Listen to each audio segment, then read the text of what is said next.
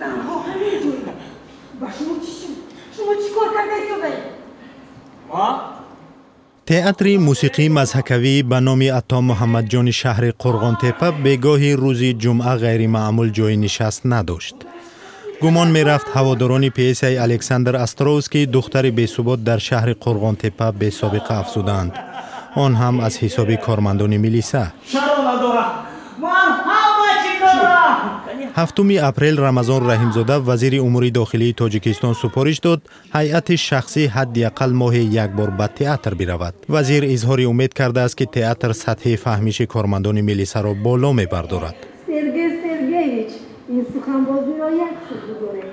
هنرمندان تئاتر بار اول بود در تالار اینقدر تماشابین را با لباس نظامی میدیدند و این به حالت روانی آنها هنگام بازی به تأثیر نماند.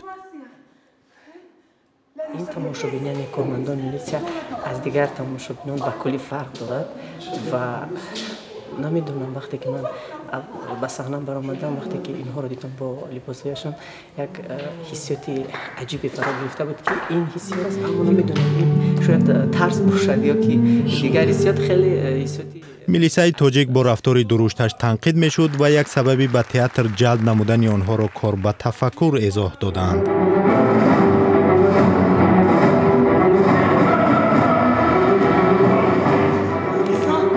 دختر بی‌ثبات نخستین کاری ایرج سلطانزاده به صفت کارگردان است. او از آمدن کارمندان حفظ حقوق به تئاتر خرسند است.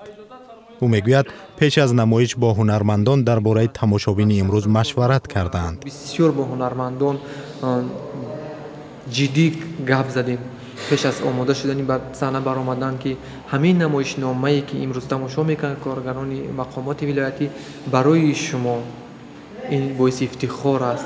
همان هیجان و احساسی عجیبی که هنرمندان درباره اش میگفتند از نظر کارگردان در رفت نمایش تأثیر رساند. از چه ناراضی هستم که امروز هنرمندان ما یا در هیجان داده شدند که یک کمی سطح نمایش ما پایان تر آمده بود. این ما احساس نکردیم، شما احساس کردید؟ من خیلی زیاد احساس کردم و برای من خیلی همچنین یک کارگردان من خیلی عذاب کشیدم. مسئولان ریاست امور داخلی ولایت ختلان اظهار داشتند این مرحله اولی آمدن هیئت شخصی به تئاتر است و آنها نیت دارند در شهر و ناحیه‌های ولایت این عنعنه را ادامه دهند. نمایشنامه امروزی برای کارمندان میلیسا رایگان بود و این مقام وعده داده است که من بعد پول چپتر را میپردازد.